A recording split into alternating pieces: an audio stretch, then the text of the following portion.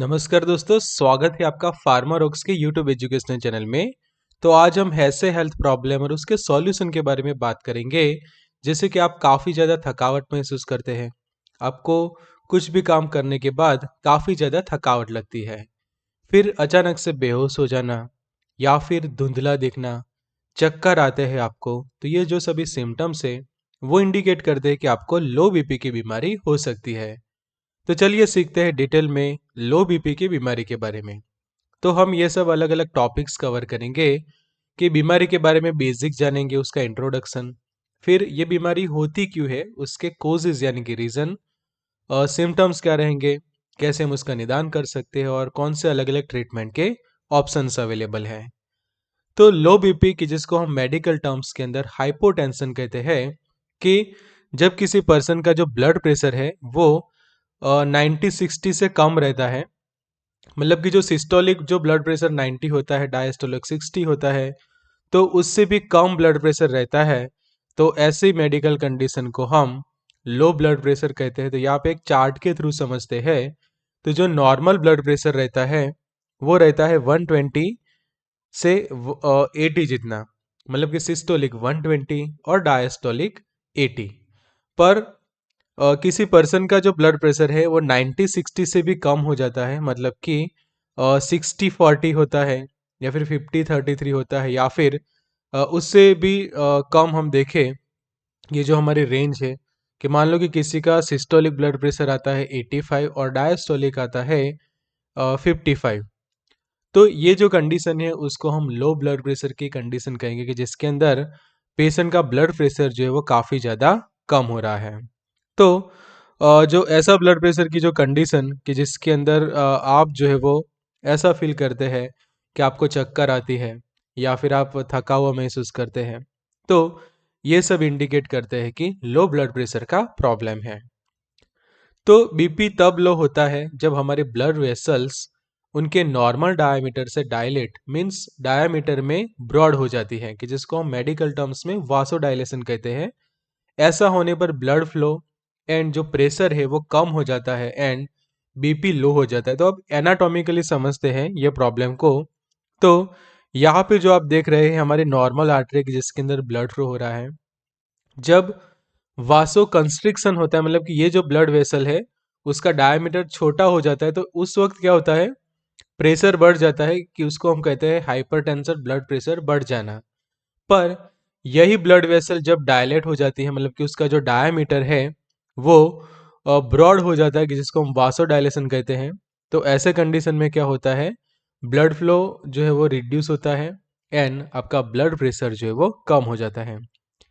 तो ये डायग्राम में भी आप समझ सकते हैं इजीली कि जो नॉर्मल ब्लड प्रेशर कब होता है, जब नॉर्मल ब्लड वेसल है आपकी, उसका डायमीटर भी नॉर्मल है, पर जब उसका डायमीटर जो है वो बढ़ जाता है, डायलेट हो जाती है ब्लड वेसल्स, तो ऐसी कंडीशन में ब्लड प्रेशर जो है वो कम हो जाता है। तो ऐसे ही आपको अच्छा लगता है अलग अलग बीमारियों के बारे में जानना, उनके उपचार के बारे में सीखना, तब आप हमारी बुक को परचेस कर सकते हैं। तो ये बुक को परचेस करने के लिए आप हमें व्हाट्सअप कर सकते हैं। ये वाला जो नंबर है, ये नंबर पे आप व्हाट्सअप करें और ये बुक को ऑर्डर कर सकते हैं। तो आगे जानते हैं कुछ कोजेस के, कौन से ऐसे रीजन है कि जिसके कारण ब्लड प्रेशर लो हो सकता है। तो पहला एक रीजन है वो है प्रेगनेंसी, कि प्रेगनेंसी के दरमियान कुछ लेडीज का ब्लड प्रेशर जो है वो कम होता है। फिर अगर आपको हार्ट रिलेटेड प्रॉब्लम्स है तो भी ब्लड प्रेशर कम हो सकता है। एंडोक्राइन प्रॉब्लम्स है, मतलब कि आपके हार्मोनल इश्यूज है, तो भी ये प्रॉब्लम हो सकती है। डिहाइड्रेशन, यानी कि जो ऐसा कहते हैं कि शरीर के अंदर जो वाटर लॉस हो जाता है, पानी कम हो गया है, तो ऐसे कंडीशन में भी बीपी लो हो जाती है। ब्लड लॉस होता है, कोई सीवियर इन्फेक्शन है बॉडी में, जैसे कि सेप्टिसेमिया हो चुका है, सीवियर एलर्जिक रिएक्शन जैसे कि एनाफाइलैक्सिस जब होता है, तो भी पर्सन का बीपी लो हो जाता है। और आपके डाइट के अंदर जो न्यूट्रिशन से उसकी कमी है तो भी ये प्रॉब्लम होती है। तो यहाँ पे हम ये चार्ट में देख सकते हैं कि जो अलग अलग रीजन्स है उसके कारण ये लो बीपी का प्रॉब्लम हो सकता है, जैसे कि प्रेगनेंसी है, heart failure, liver disease, irregular heart beats रहती है, ब्लड वेसल्स का डायलेट हो जाना, कुछ ओटीसी दवाइयाँ है, फिर प्रोलॉन्ग बेड रेस्ट, मतलब कि आप लंबे समय तक बेड रेस्ट करते हैं तो भी ये प्रॉब्लम हो सकती है। आपके डाइट में सॉल्ट की मात्रा बहुत ही कम है, मतलब कि आप काफ़ी ज़्यादा कम नमक खाते हैं तो भी ये प्रॉब्लम हो सकती है। जैसे कि आप ये देख रहे हैं इमेज कि जिसमें सिस्टोलिक 89 है और डायस्टोलिक 56 है, मतलब कि ये कंडीशन हो गई लो बीपी की, मतलब कि ब्लड प्रेशर जो है वो कम हो गया। फिर आप न्यूट्रिशन कम लेते हैं, मतलब कि पुअर न्यूट्रिशन है, माल न्यूट्रिशन की कंडीशन है, ब्लड वॉल्यूम कम हो चुका है, हार्ट प्रॉब्लम, लो हार्ट रेट जिसको हम ब्रेडिकार्डिया कहते हैं। तो ये सभी रीजन है लो बीपी के लिए। आप कुछ इसके सिम्टम्स देखें तो अगर किसी का ब्लड प्रेशर कम होने लगता है तो सबसे पहले उसको डिजीनेस जैसा फील होता है, लाइट हेडेडनेस, मतलब कि आपको थोड़ा सा थकावट महसूस होती है, डिजीनेस जैसा फील करते हैं, थोड़ा सा सर दर्द जैसा आपको फील होता है, उबासी आती है, फिर जी मचलना, फेंटिंग यानी कि अचानक से चक्कर आके गिर जाते हैं, डिहाइड्रेशन जैसा महसूस होता है और बार बार आपको जो है प्यास लगती है। फिर डिहाइड्रेशन के कारण कई बार आपका ब्लड प्रेशर भी कम होता है और ऐसे प्रॉब्लम को जो हम कहते हैं कि आपका ब्लड प्रेशर जो है वो कम हो गया है। तो यहाँ पे आप देखो कि अलग अलग कौन से ऑर्गन्स पे क्या असर होती है लो बीपी के कारण। तो जीआई ट्रैक के अंदर डायरिया या फिर वॉमिटिंग जैसा हो सकता है, फिर हार्ट बीट्स इरेगुलर हो सकती है, शरीर पे जो है वो काफ़ी ज़्यादा पसीना आता है, पेल स्किन, मतलब कि स्किन का जो कलर है वो थोड़ा चेंज होने लगता है, जो आपकी गर्दन है वहाँ पे आपको जकड़न जैसा फील होता है, सिर दर्द हो जाता है, चक्कर आना, डिजीनेस जैसा फील करना, सीजर्स आ सकते हैं, मतलब कि कंपन जैसा महसूस करना, और ब्रीथिंग जो है वो आपके शॉर्ट हो जाते हैं। तो ये जो सभी सिम्टम्स है उससे क्या होता है कि प्यास भी लगती है, थकावट लगती है और डिप्रेशन जैसा फील करता है पेशेंट। कुछ और उसके सिम्टम्स देखें तो अगर आपका बीपी कम रहता है तो आप अच्छे से कंसंट्रेट नहीं कर पाते काम के अंदर, विजन ब्लर हो जाती है, मतलब कि धुंधला दिखाई देता है, स्किन जो है वो ठंडी होने लगती है। उसके अलावा हम देखें तो रैपिड ब्रीथिंग हो जाती है या फिर shallow breathing, fatigue, depression and कई बार अनकॉन्शियस, मतलब कि पेशेंट जो है वो बेहोश भी हो सकता है। तो उसका निदान क्या है? तो हर हफ्ते रेगुलरली पेशेंट को अपना ब्लड प्रेशर जो है वो चेक कराना चाहिए, और मान लो कि लो आ रहा है तो आप दिल्ली भी जाके एक बार आपका बीपी जो है वो चेक करवा सकते हैं। फिर प्रॉपर रीज़न फाइंड आउट करने के लिए ब्लड एंड यूरिन टेस्ट करना ज़रूरी है। उसके अलावा अगर हार्ट रिलेटेड कोई प्रॉब्लम्स है और उसके कारण बीपी लो हो रही है तो उस वक्त ईसीजी टेस्ट करना काफ़ी ज़्यादा ज़रूरी बन जाता है। फिर डॉक्टर आपका इकोकार्डियोग्राम भी कर सकते हैं। तो ये सभी तरीके से एक प्रॉपर निदान हो जाता है।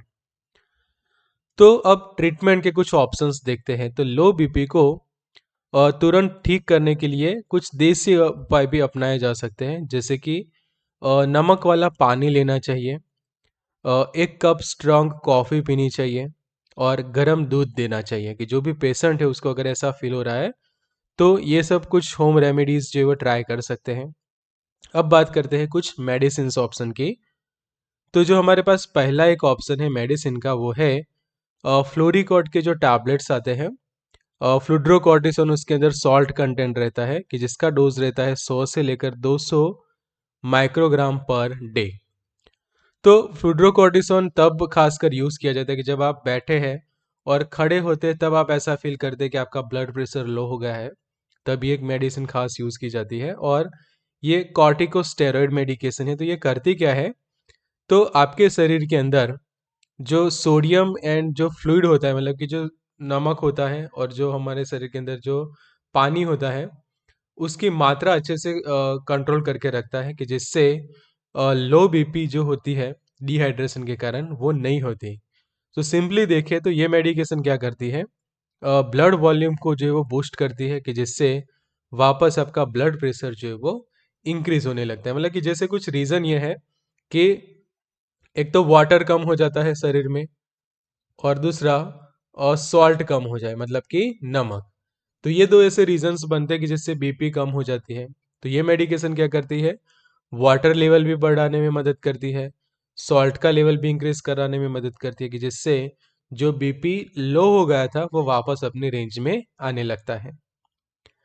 फिर सेकंड ऑप्शन है वहाँ पे मीडोड्राइन का रहता है। तो मीडोड्राइन जो है वो खासकर लो बीपी के लिए खासकर यूज़ की जाती है। स्पेशली जो ऑर्थोस्टेटिक हाइपोटेंशन की जो कंडीशन प्रोड्यूस होती है उसमें हम उसको यूज़ कर सकते हैं। और ये मेडिकेशन कैसे काम करती है, तो ब्लड वेसल्स को डायलेट होने से रोकती है, जो रिस्पॉन्सिबल बनती है बीपी लो होने के लिए। कि जो लो बीपी की बीमारी में जो हमने देखा कि स्पेशली होता क्या है कि ब्लड वेसल जो नॉर्मल होती है उसके कंपेयर में उनका डायमीटर बढ़ जाता है, जिसके कारण ब्लड फ्लो कम होता है और ब्लड प्रेशर कम हो जाता है। तो ये मेडिकेशन क्या कर देती है, डायलेट होने से ही रोकती है, जिससे ब्लड प्रेशर जो है वो मेंटेन रहता है। उसका डोज हम देखें तो 2.5 से 10 मिलीग्राम ओरल ही रहता है हर 8 घंटे पे। नेक्स्ट ऑप्शन है एंटीकोलिनेस्टेज के अंदर पायरिडोस्टिग्मिन के टैबलेट्स का, कि जिसका डोज रहता है 2.5 से 10 mg ओरली हर 8 घंटे पे। तो ये न्यूरोजेनिक ऑर्थोस्टेटिक हाइपोटेंशन में जो है वो यूज की जाती है। तो यहाँ पे मैं फिर से आपको बता दूं कि जो हमारी बुक है बीमारियां और उनका उपचार, उसको आप ऑर्डर कर सकते हैं। ऑर्डर करने के लिए आप ये दिए गए नंबर के ऊपर व्हाट्सएप कर सकते हैं। तो ये पूरी कलर प्रिंटेड बुक आएगी, उसके सभी पेजेस जो है वो प्रिंटेड है, कलर प्रिंट में आपको मिल जाएगी। तो चौथा ऑप्शन यहाँ पे अवेलेबल है कैफीन का, कि कैफीन एक्ट करता है as a central nervous system stimulant. मतलब कि जो आपको उबासी आती है, नींद आए ऐसा फील होता है, डिजीनेस जैसा फील होता है, तो सेंट्रल नर्वस स्टिमुलेंट्स लेने से क्या होता है कि एक एनर्जेटिक आप फील करते हैं, कि जिससे ब्लड प्रेशर जो है वो वापस मेंटेन होने लगता है। कि स्मूथ मसल्स को रिलैक्स करता है, स्टिमुलेट करता है कार्डियक मसल्स को, कि जिससे टेम्पररी शॉर्ट टर्म आपका ब्लड प्रेशर जो है वो इंक्रीज होता है, कि जिसका डोज रहता है 20 से लेकर 100 mg ओरली। फिर यहाँ पे पांचवा ऑप्शन ये है कि अगर किसी का ब्लड प्रेशर लो होने का रीजन एनीमिया है, तो इरिथ्रोपोइटिन एक ऑप्शन बनता है हमारे पास, इरिथ्रोपोइटिन का इंजेक्शन, कि जो स्पेशली लो बीपी के लिए प्रिस्क्राइब किया जाता है, कि अगर रीजन जो है वो लो आरबीसी है या फिर एनीमिया की कंडीशन है। So erythropoietin is the best choice to increase RBC and thus raise the blood pressure. तो अगर आपको मेरा ये वीडियो अच्छा लगा है तो यहाँ पे क्लिक करके मेरा ये वीडियो भी देख सकते हैं, कि जिसमें भी आप काफ़ी अच्छी नॉलेज जो है वो ले सकते हैं। Good luck and all the best.